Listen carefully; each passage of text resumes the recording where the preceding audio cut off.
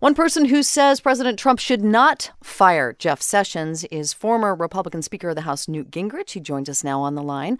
Mr. Speaker, thanks for being with us. I'm delighted to have a chance to talk with you. I understand you went to the White House yesterday and spoke with President Trump. What is your informed take on this? Is Jeff Sessions in or out? Well, I think the president's deeply troubled, and I think that he's legitimately troubled.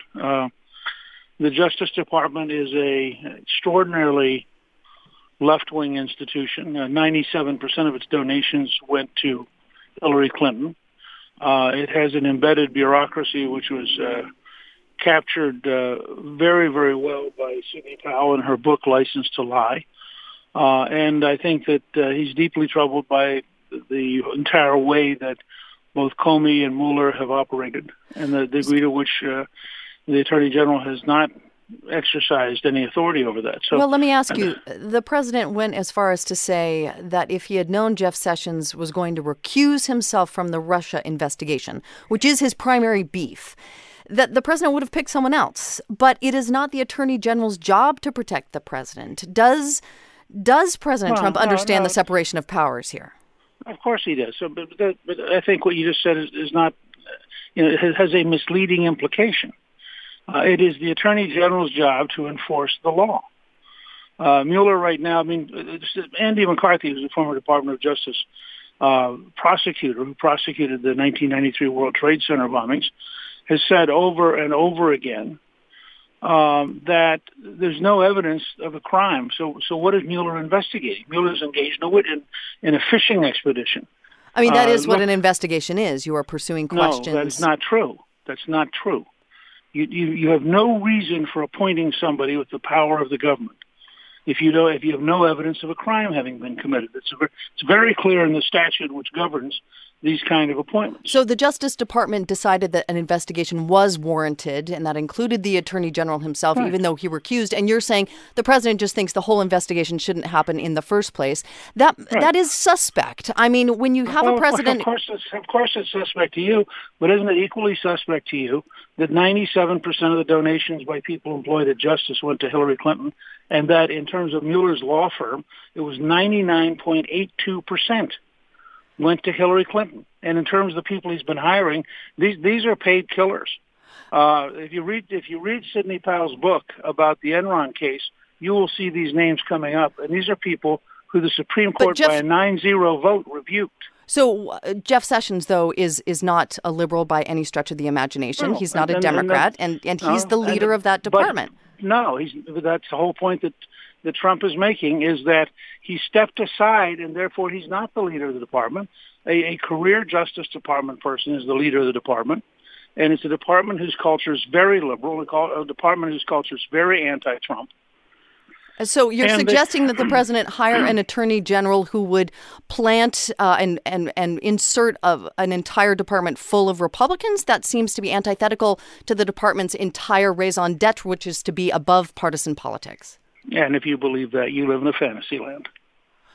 And if you believe the Justice Department does not have a deep cultural bias, and you believe that the average conversation the Justice Department is not anti-Trump, you're just living in a fantasy land.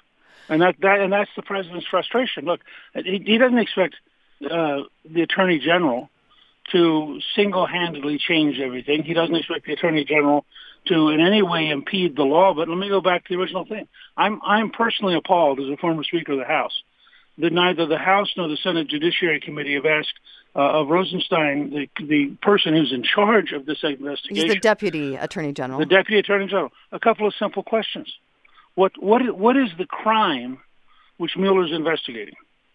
Tell us what the code is that has been violated that he's investigating. Second, why would he hire only anti-Trump lawyers?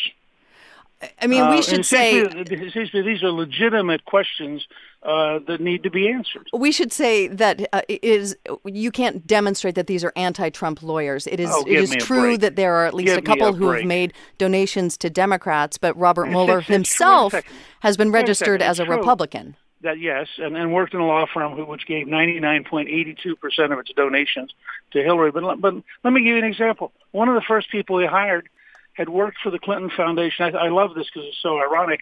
Worked for the Clinton Foundation fighting against Freedom of Information Act requests. Now, would you say that a lawyer who worked for the Clinton Foundation trying to cut off FOIA, which I would assume NPR normally is very much in favor of Freedom of Information Act requests, would you say that person's suspect? So, do you think they probably have a bias? Let me ask you this. President Trump admitted that he fired former FBI Director James Comey because of the Russia investigation. He's called the investigation a witch hunt. He's now suggesting the Attorney General isn't protecting him enough. So if he has nothing to hide, then why is he acting like he does? Well, if you know the history of Comey's last independent counsel, Patrick Fitzgerald, who Comey got appointed after they knew there was no crime and after they knew who had leaked the CIA agent's name, and they told the person who leaked to shut up, and they then went after Scooter Libby, who was Dick Cheney's chief of staff, because they wanted to get Cheney, and they then locked up a New York Times reporter for 85 days to get her to testify. And you looked at that record, you would assume automatically Mueller's going to get somebody. And there's no question in my mind. Mueller's brought in killers. Those killers are going to go out and find somebody. These are not the kind of lawyers who are inclined to be neutral. What? And again, I just suggest to our listeners, if you read Sidney Powell's book, License to Lie, and you look at the Enron case, and then you look at Weinstein, who's one of the first lawyers he hired. This is a guy who the Supreme Court, 9-0, said destroyed Arthur Anderson. I take your point. You believe the Justice Department is acting in a political way. But getting back to the Sessions issue, do you think the president should keep Jeff Sessions, and why, if he's publicly maligning him? Well, I think he should keep Jeff Sessions, and I think he ought to quit publicly maligning him. I think that Jeff Sessions, in fact, was one of his earliest and most loyal supporters. I think Jeff Sessions is a solid conservative. I think you can argue either way. I mean, even a guy like Rudy Giuliani, who's very pro-Trump, said he would have recused himself. So I think but I understand the president's frustration, but I think it's not helpful to the president. I think Sessions should be the Attorney General. I don't think the president's likely to get this Congress to accept anybody. I mean, and anybody he tried to name to replace Sessions would have to go through such a deep pledge of non-involvement that they probably have an even more limited role than Sessions does. Sessions Sessions should stay. He was a loyal supporter of Trump from the very beginning. Do you think he deserves this kind of public shaming? No, I don't. I think that this is not one of the president's better moments. Former Speaker of the House, Newt Gingrich, is the author of Understanding Trump. He joined us on the line this morning. Mr. Speaker, thank you so much for your time. Thank you. On the line now, NPR's Domenico Montanaro. Domenico, there's a lot to unpack in that conversation. What did you hear from the former Speaker of the House there? Well, if you believe Newt Gingrich, you would believe that there's a conspiracy against Donald Trump within all levels of government, in particular at the Justice Department, which he called very liberal, or having a culture that is very liberal.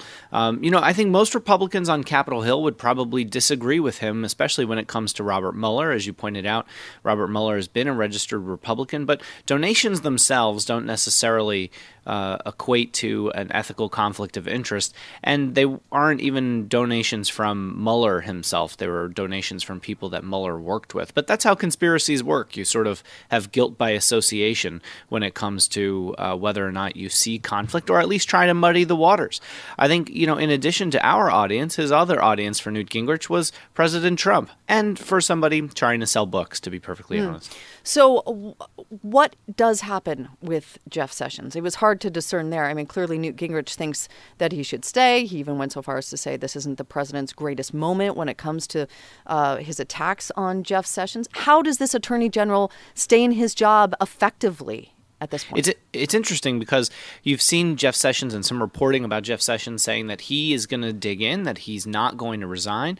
Things in Washington can change on a dime. And the problem for President Trump is what's next. You push this domino down, it does a lot of other things, and it's not necessarily clear how he can influence what he wants to influence, whether it's this Russia investigation or something else within the Justice Department.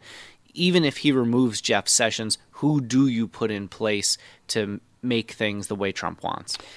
NPR's Domenico Montanaro, senior editor on our politics desk. Thank you so much for talking with us. Oh, you're welcome, Rachel.